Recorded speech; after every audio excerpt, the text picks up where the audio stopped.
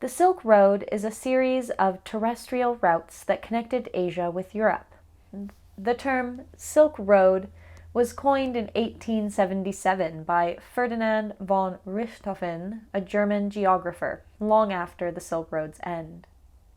Today, most historians prefer to use the term Silk Routes as it more aptly describes the nature of the routes.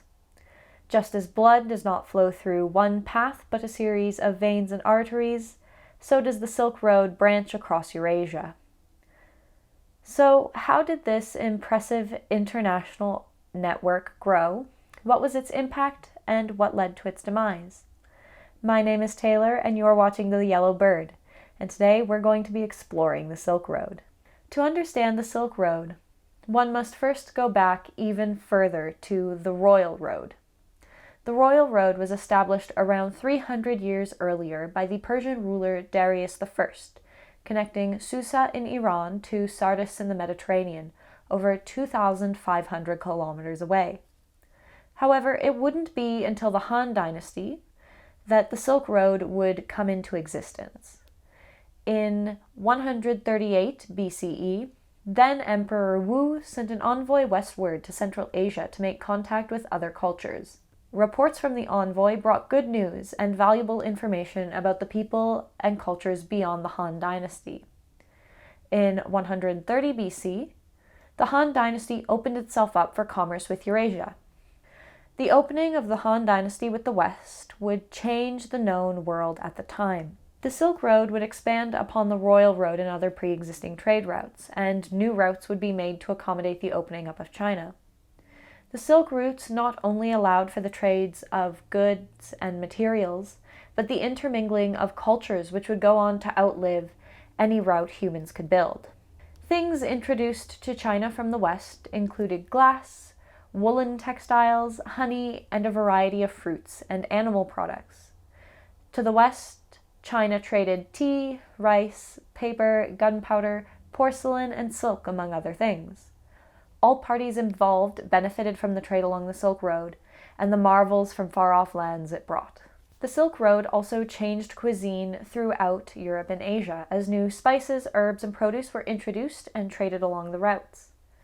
Spices were especially important, since dried spices kept better and could therefore be transported over much greater distances than fresh produce.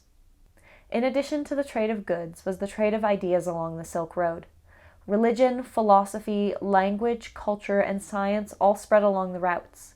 Buddhism is one of the best examples of this. It was introduced to China from India. However, it wasn't until the Silk Road that it was really able to flourish as a faith in China.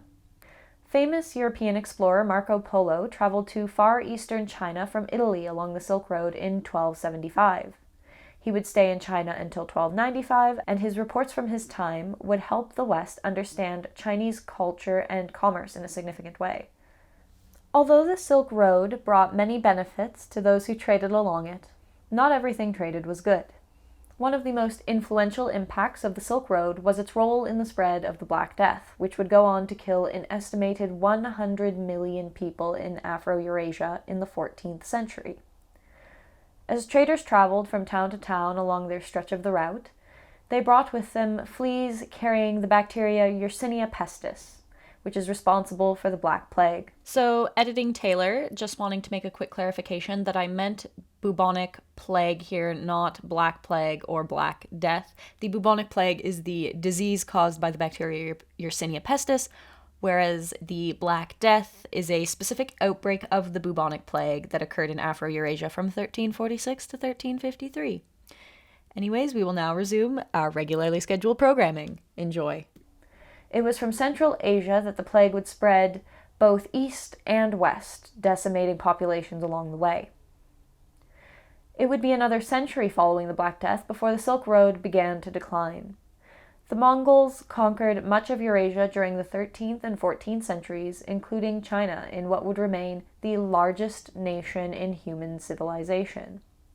The Mongols controlled most of the Silk Road, and in 1260, then-ruler Kublai Khan exempted foreign traders from taxation, which greatly increased business along the route. Despite being the largest empire in history, the Mongols did not maintain control for long, and after Kublai Khan's death in 1294, the Mongol Empire slowly declined. By the late 1300s, the once extensive Mongol Empire was a series of smaller nations. Trade continued for some time after the fall of the Mongols, but would largely cease in 1453 when the Ottomans boycotted trade with China. In addition to the boycott, Ottomans imposed steep taxes on foreigners and non-Muslims, which decimated trade along the route. The end of the Silk Road did not end the demand for Chinese goods in Europe, though. Europeans had grown used to and longed for goods from China that they could not produce themselves, like spices and porcelain. Around this time, travel by water was also beginning to outpace terrestrial travel.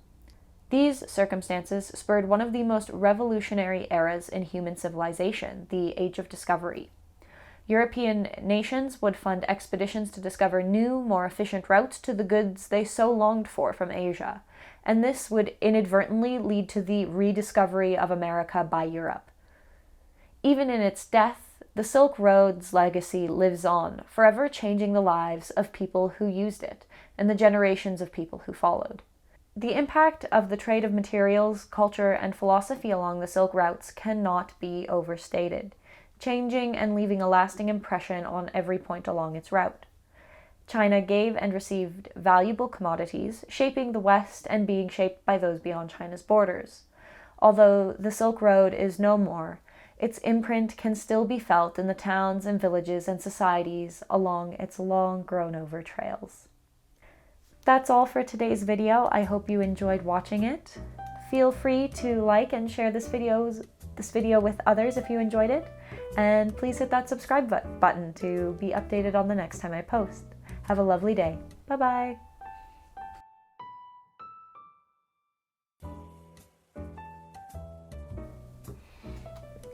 Hello, hello. You can hear me okay. It's not too quiet. Dun dun dun dun dun. I'm all dressed up. Ferdinand von Richthofen, a German geographer. Dried spices kept better and could therefore